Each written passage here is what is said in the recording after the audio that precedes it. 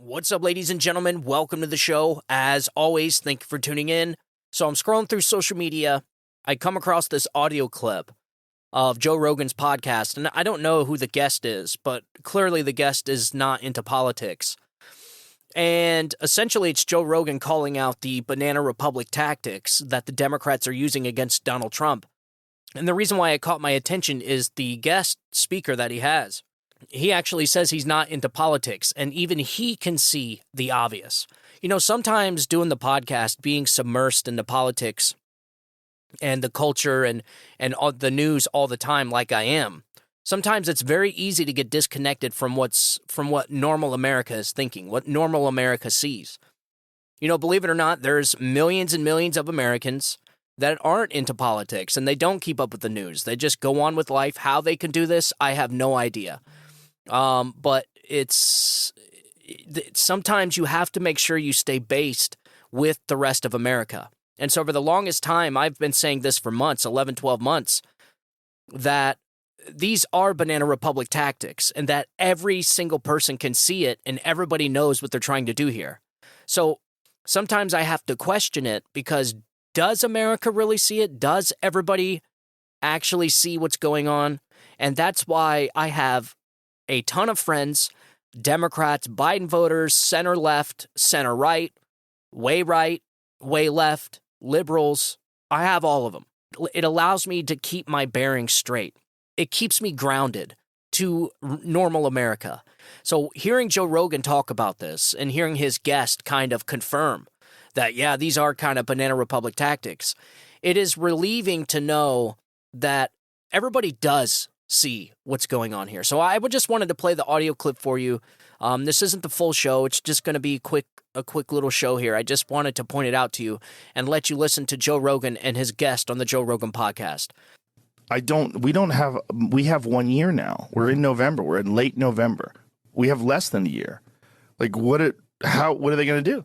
I mean, you could look if Biden died tomorrow and then what do they do with Kamala Harris? They're going to put her on the moon? Like, what are they going to do? She's the vice president. So if he dies, she becomes the president, which is fucking wild when you hear that lady talk. Well, what if like Biden says like in, I don't know, May, he says, you know, I'm just not feeling up to it. And then they say Kamala's now the president. She's the first female president. And then she steps down at the convention and they said, well, let's give it to Newsom. I mean, do you think that's a plausible scenario? Is possible, but it would be a real problem for people that are Kamala Harris supporters. And believe it or not, they exist. Yeah, but I'm sure the Democratic Party is just like calculating how they have to be. How big is this and what's the thing? I think they have fucking no cards. And they're looking at this game, and I don't know. I think they're depending upon party loyalty, and they're depending upon Trump getting convicted and arrested. I mean, and imprisoned rather. I don't know if that's going to happen. I don't think it is. It doesn't seem to. It just seems like it's a bunch of trumped up charges. No pun intended. Yeah, I mean, I'm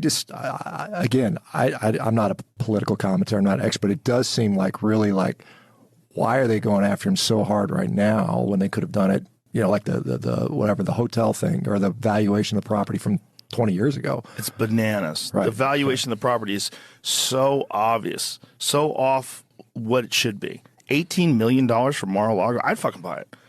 I'd fucking buy it immediately. If that shit was $18 million and you were the only one that was able to buy it, you'd be a fool not to scoop it up because you could sell it right away. You could get a loan and you could sell that bitch right away for who knows how much. I mean, I think Forbes valued it. I think it was like well over $700 million. Wow. And Trump thinks it's worth over $1 billion. And he might be right. That's what's crazy. It's a giant piece of property in one of the most valuable pieces of land in all of America. I mean, a house next to him down the street, a much smaller place, sold for $50. Yeah, so it doesn't make sense. It doesn't make it does make sense if you want to look at banana republic tactics. Yeah, I mean, when you're imprisoning and trying to convict your political opponents. Which is the problem with that is, even if you think Donald Trump is a crook, even if you think that he should be arrested, this sets a precedent for future presidents. If we get someone who is not just Donald Trump, who has a lot of people in the center that say, hey, his economic policies were effective, his foreign policies were effective, even if I think he's a jerk, maybe that would be better to have a jerk run the country in a way that's better overall than what's being done right now. Even if you looked at that, What if someone further right than him steps in? What if a war breaks out? What if things get even crazier? What if nationalism really upticks? Then you have someone who is now in power that is far right, like has happened all over the world. If that happens and that person, if that precedent has been set for prosecuting your political opponents and going after them with trumped up charges, we have a horrible situation. And that's one of the reasons why we have to stick with the rule of law. We have to stick with the way this country was founded on. These principles were set up because they wanted to mitigate corruption at its base level at every step of the way. They wanted to stretch it out so no one could be an authoritarian dictator and run America. Yep, he's right. You know, the whole the Mar-a-Lago thing, $18 million, like everybody knows. Like that is a sham. This is what's very troubling is like people know that these are trumped up charges. People know that this is lawfare, but they support it anyways. Not only do they support it, but they cheer for it. They cheer it on. And, you know, he's right about everything. And the thing is this is coming from somebody that's from the center.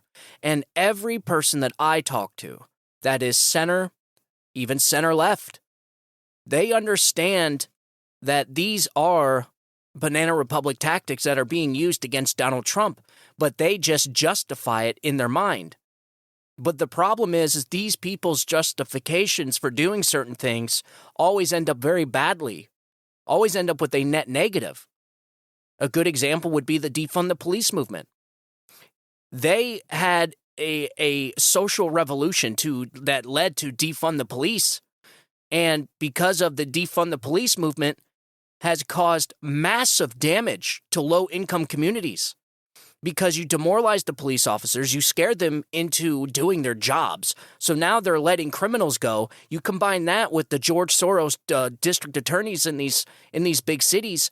This is why you see some of these cities turning into third world crap holes, is because they are. This is exactly what happens. This is history repeating itself. And so if somebody from the center is saying this, they see it, but yet they still allow this, they still cheer it to go on. But just like with the defund the police movement, they never understand the unintended consequences of their ideas, of their actions. And so what's going to happen is they're going to allow these precedents to go through, where you can indict a former president and a current leading nominee for your political opposition. And this is going to linger on and have ripple effects in this country for generations. These are republic-ending tactics here. There's no doubt about it. This has been done before. We've seen this in the past with all the uprisings of authoritarian autocracies, whatever you want to call it, police states, dictatorships. They all start with the person of power having the precedent to persecute their political opponents so that they don't lose power. And this is exactly the precedent that the Democrats are setting.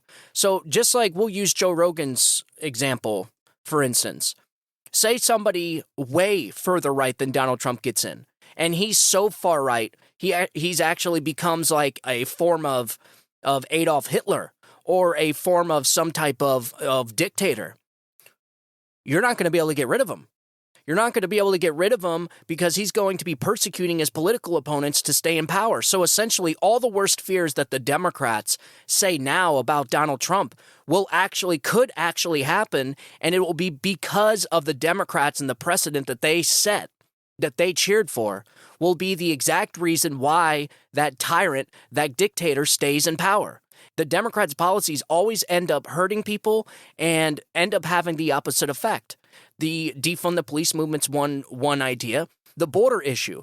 These people want open borders, but they don't realize the type of damage that it's causing and the unintended consequences of their actions. So because you have open borders, you have mass influxes of migration.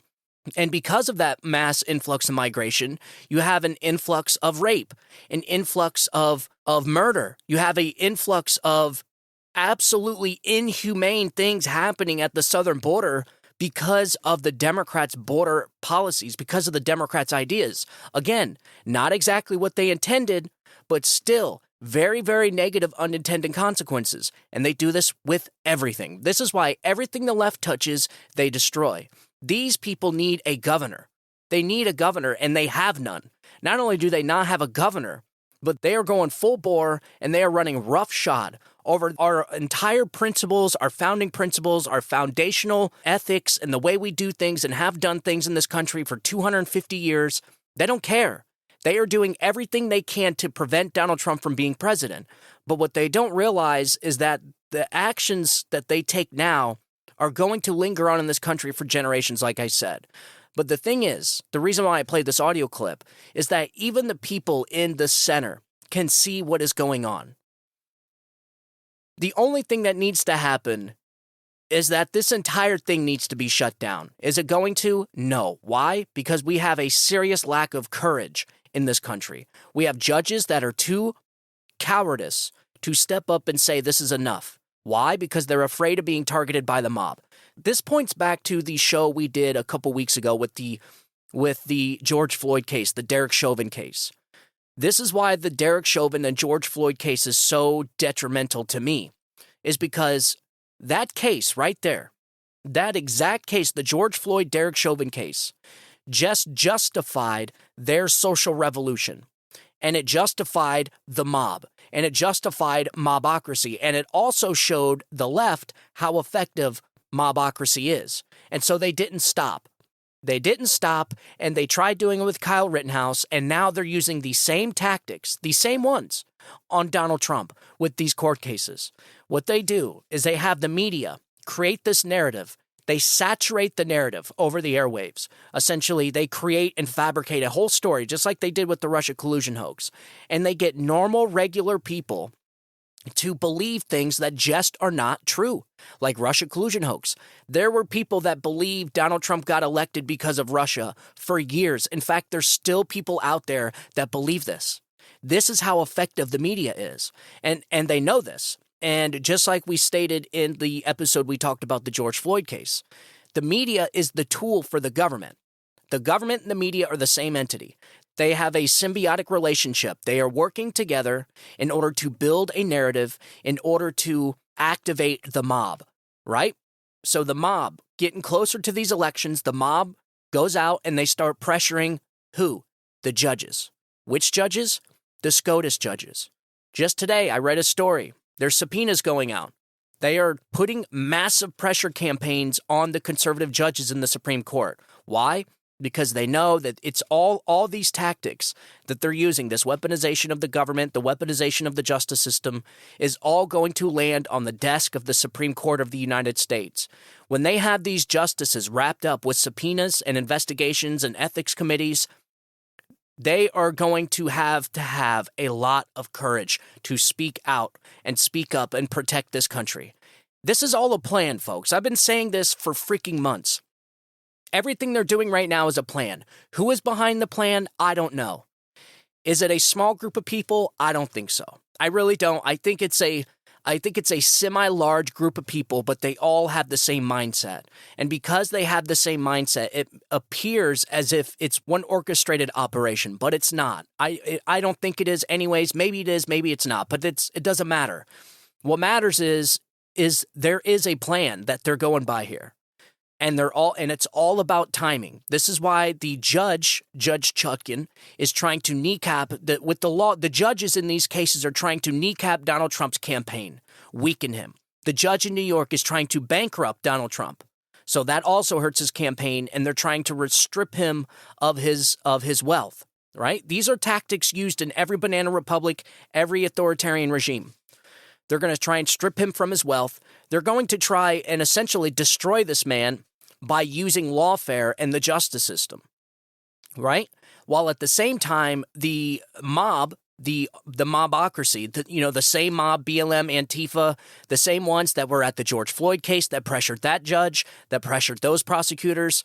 So they're going to send the mob out. When these trials start, they're going to be at these judges' homes. They're going to be at the Supreme Court, and it's going to be the massive pressure campaign. And all of it is orchestrated by the media, right? I am a firm believer that if the left would just turn off CNN and MSNBC, their echo chamber, we wouldn't be watching or seeing any of this. These people would actually have the ability to think more clearly. But because you have people like Joe and Mika, Joe Scarborough coming on there and spitting out some of the wildest stuff, again with the Donald Trump is worse than Hitler, but this time is different. Because this time, normal people in the center, like Joe Rogan, like his guest that he had on there, are starting to see that all of this is nothing but a election interference campaign. They're trying to interfere in our election because they know there's no way Joe Biden can go up head-to-head with Donald Trump again. Not with this economy, not with the failures of the Biden administration, the massive failures of the Biden administration. Not little failures. We're not talking about gas prices here. We're talking about war. We're talking about economic collapse.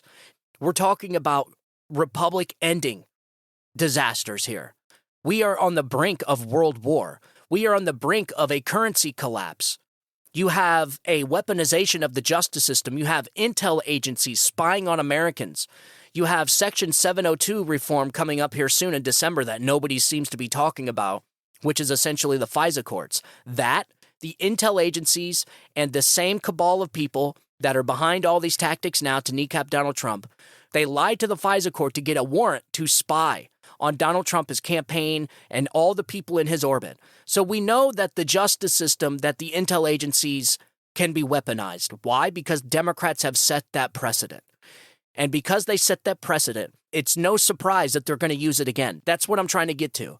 Democrats set these awful precedents, and then they never think about the unintended consequences of their actions. What needs to happen is every single person that gets caught in these scandals, like the attempted coup on Donald Trump and during his administration, where they tried to overthrow a duly elected president, every single one of those people needs to be held accountable. Every single one of the people involved in the Russia collusion hoax, Hillary Clinton, people at the DNC, Christopher Steele, Chris Wray, you have James Comer, Clapper, Brennan, all these people that were involved in the attempted coup against Donald Trump during his administration all need to be charged, indicted, and prosecuted. I am talking military tribunals. I am talking straight up treason trials. That's what I think. Mark Milley, another one. Try him for treason. If you do not fight fire with fire against these people, they will never stop. And because they will never stop, they won't stop until there is nothing left of this country but a pile of ashes. And from those ashes, they want to rebuild their perfect utopia. And they would be justified in doing it because they will turn around and say, look, we tried it your way. We tried capitalism. We tried your system, and it failed. But what they're going to leave out is that it failed because they destroyed it. That is the key. This is the direction we're going in. So the reason why I played the clip is it's just refreshing to see that people in the center see it. Back in 2020, people just did not see it. They didn't see it because the media was so effective. Not only in their narrative saturation and their gaslighting and propaganda, but then you had the government colluding and coercing these social media platforms to censor dissent. That is the double whammy. We say this all the time. So not only were they lying, but they were shielding the truth. That is an all-time authoritarian police state tactic right there. You lie to the public and you shield them from the truth. That is propaganda. That is how dictatorial regimes stay in power. That is how authoritarian regimes stay in power. So I don't think they're going to be able to pull this off again. So what they're trying desperately to do now is they're going to try and come after speech again. They know their ideas suck. They have no ideas to run on. They have no cards to play. They are relying solely on the hope and dreams that enough pressure will come from the mob, that they will pressure these judges into making very, very bad laws, right? Because guess what? Bad cases result in bad laws. Because after these cases go through, there's going to be some very, very bad laws that are created because of it. That is why you don't bring crap, trumped-up cases like this. This is just how our rule of law goes, folks. Just like Joe Rogan said This is why we have the rule of law. And so the same party that sits there and says that, this is justice system. No, it's all bullshit. They don't believe in any of that. Folks, I'm not going to be lectured about truth and what the rule of law is from people that think men can give birth, okay? I'm not going to do it. These people, they don't value the truth. And because they don't value truth, they're willing to do anything. But because they've been willing to do anything for so long, people are starting to catch on how desperate they are. They are desperate. They cannot run on their ideas because their ideas suck. We've been witnessing their ideas for the last 3.5 years, and it has done nothing but hurt people. All right, people are starting to see the double standards, the hypocrisy. You can have Hunter Biden and Joe Biden, the Clintons, the Obamas. You can have all these people do some of the most corrupt stuff we've ever seen in our nation's history, and yet they get away with it. You have Donald Trump make a phone call to Ukraine and he gets impeached. Not once, but twice. First time in history. Another dangerous precedent set. And that is why Joe Biden's getting impeached right now. If it was not for Democrats impeaching Donald Trump not once but twice on completely bogus BS charges, Joe Biden would not be getting impeached right now. That is exactly what precedent means. And I'm not saying that the bad stuff is always going to come from the left. I'm saying the bad stuff can come from the right, too, in retaliation. This is what happens in third world banana republics. It's not so much that the precedent that was set, but it's the retaliation when the next regime comes into power. So in banana republics, usually what happens is one power leaves office and the power ship and the administration coming in gets revenge on that person. That's exactly what we're seeing now. So I don't want to hear it from Democrats whining and crying about the weaponization of the justice system when Donald Trump uses his DOJ to come after all of these people that wronged him. I don't want to hear it because they were warned for years. You need to stop these type of tactics because it's not going to do anything but get worse. Why? Because people want revenge. People are going to retaliate. What did they honestly think, that they were going to be able to do these type of unprecedented, crazy, insane things to a president of the United States, a person that 80 plus million people voted for, and there wasn't going to be any retaliation? These people are nuts. And that's exactly why they're terrified of Donald Trump becoming elected, because they know Donald Trump is going to be coming after them. So you have to ask yourself, why the hell would the American people care? What if Donald Trump goes after Hillary Clinton? If Donald Trump goes after Hunter Biden? If anything, I see it as a net benefit. I see that as a net positive because you go after Hillary Clinton, there's some corruption. You go after Joe Biden, there's more corruption. You go after all these people that went after Donald Trump, all you're doing is getting rid of all the corruption in our government. You see? This election is about the establishment versus the people. The establishment has used their weapons, including the media, to propagandize the people into supporting the establishment. There's no doubt about it that the Democrats are the party of big government, big state government. They're certainly the party of censorship. The Real Clear Politics came out with an article with a Pew Research poll that said 70% of Democrats support mass government censorship. And that comes from just 5 years ago where only 20% supported mass government censorship. So you're starting to see exactly how effective the media is. This is all going to backfire on them in a huge way, folks, huge way. This is why it is so important that the American people go out and vote in 2024. And don't worry, it's not just going to be us. I think you're going to have a lot of Joe Rogans. You're going to have a lot of Joe Rogan's guests that was just on there. People that aren't really sure. They're not really into politics, but what they know, one thing they know for sure, is that Mar-a-Lago is worth way more than $18 million. And that Donald Trump getting sued and a judge in New York City, a Democrat state, is trying to strip him and his family of all their wealth by using this type of tactic, saying that Mar-a-Lago is only worth $18 million when it's worth more like $1 billion. These people see exactly what's going on. Joe Rogan just said it. These are all trumped up charges. Every single one of these are. If this was any other person other than Donald Trump, none of these cases would have been brought. And in fact, they wouldn't even have been brought against Donald Trump if he didn't announce he was running for president again. Like, the problem with Democrats sometimes is they can never connect the dots.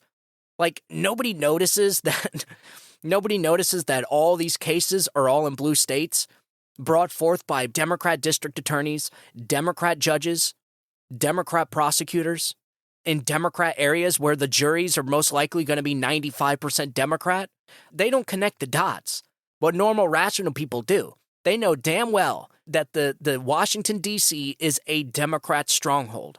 And they're going to see Donald Trump on trial in Washington, D.C., and the jury is going to be completely 100% Democrat. They're going to be like, wait a minute, that's not fair. The American people don't like bullies. And that's exactly what's happening to Donald Trump. Can you imagine that? Imagine that. Years and years of these people calling Donald Trump a bully. And it's actually the United States government and Democrats actually the bullies. They have become everything that they hate. There was a saying, and actually it was quite good, from the movie The Dark Knight, Harvey Dent, where he said, you either die a hero or live long enough to see yourself as the villain. And that's exactly what's happening to the Democrats. Democrats could have reconciled this if they just would have accepted the 2016 election. Donald Trump would be out of their hair. Officially, he would have had 2 terms done and out of the way in 1 year. They would never have to hear from Donald Trump again. They would never have to deal with him again. But because they couldn't turn off CNN and MSNBC, the people that love talking about Donald Trump because it gets them ratings, Donald Trump saved the media. But because these people couldn't turn off Joe and Mika and Rachel Madcow, they fell into this echo chamber where they had this constant confirmation bias. And because of this confirmation bias just built up so much hatred for Donald Trump that they are willing to burn it all down. They hate Donald Trump more than they love their country. And because of that, they just made all of this way worse. They could have went after Donald Trump on policy. They could have went after Donald Trump on ideas. They could have went after Donald Trump without weaponizing the justice system. They could have went after Donald Trump without using the intel agencies to spy on his campaign. They could have ran against Donald Trump on what they had to work with, on what is legally allowed to happen, but they couldn't. Why? Because they would lose. And everybody is starting to see just who the Democrats are. They see that Democrats cannot win an election on ideas, and so instead of trying to win over the American people, all they have to do is just take out their opposition. And the regular Americans are starting to see that all across the country. I replied to a comment on my social media to one of my listeners, and I told them that they haven't seen anything yet. They said something along the lines of, it was when I was talking about me not putting anything past the Democrats as far as, creating a pandemic to get mail-in ballots back, which I still at this point think that's what they're trying to do. But I told them, you haven't seen anything yet. We have 11 months coming up into an election. You are going to see some stuff that you have never seen in your entire life. And just like Joe Rogan said in that audio clip, they may have to run with Joe Biden. They're running out of time. I don't know if Gavin Newsom, I don't know what he's running for. I really don't. And honestly, even if Gavin Newsom did step in and start running, I think they would still lose. Because they still wouldn't. This is not a Joe Biden problem. This is a Democrat Party problem. Gavin Newsom would have to deal with the Democrat Party. And the Democrat Party has been overtaken by the radical fascist left. And until they get rid of those people, the people that want to burn this place down, that hate this country, that cheer for Hamas, all the wrong people in this country, until they get rid of them, they're not going to have a Democrat Party. There's not going to be anything left. And listen, Republicans, we have our own problem. We have people like Mitch McConnell and Kevin McCarthy we got to deal with. We have a lot of rhinos in our party that we got to take care of. And hopefully with a Donald Trump term, come election time, the American people will take care of those rhinos. And I was explaining to somebody today that if Donald Trump, if he doesn't win the House and the Senate, or at least the Senate with the White House, it's going to be tough to do things, man. It's going to be tough. And so it is so vital that people go out and bring every single person with them to go vote. It is so important. I tell people that complain to me about grocery prices, and I don't know their stance on politics, just, random people, coworkers or whatever. And I tell them, well, you know what you need to do come election time. And 95% of the time, you know what they say? Yeah, vote for Trump. They see it. They see it. So I'm telling you right now, we The closer we get to election, the more desperate these people are going to get because they know Donald Trump is going to win. And, it's up to us. We can't stop fighting. We have to get involved. We have to speak up. There's so many things that we can do as Americans. This is our fight for our country. Just like I always say, we were put here for a reason. This is our destiny. And so I just want people to know we can't give up and don't surrender. It's going to get tough. They're going to try and demoralize us. But just know we are the majority. The people that see what's going on, the people that see the contrast between a Trump administration and a Biden administration, we see what's going on. We are the majority. There's no doubt about it. When you look at an electoral map, the entire damn country is red, except you see these blue pockets all over the country. Those blue pockets are the big cities. So Democrats don't have a majority of this country. They have maybe a majority of the population, but that's not the United States. The metropolitan areas of this country are not the United States. The United States are the farmers, the workers, the plumbers, the electricians, the mailman, the bus drivers, the city workers, the trash guys, the carpenters, the roofers. That, to me, ladies and gentlemen, is America. Not the little nerd that sits in his parents' basement that works at Media Matters or Mediaite and does fact checks for Facebook. That's not America. But those are the people that are voting Democrat.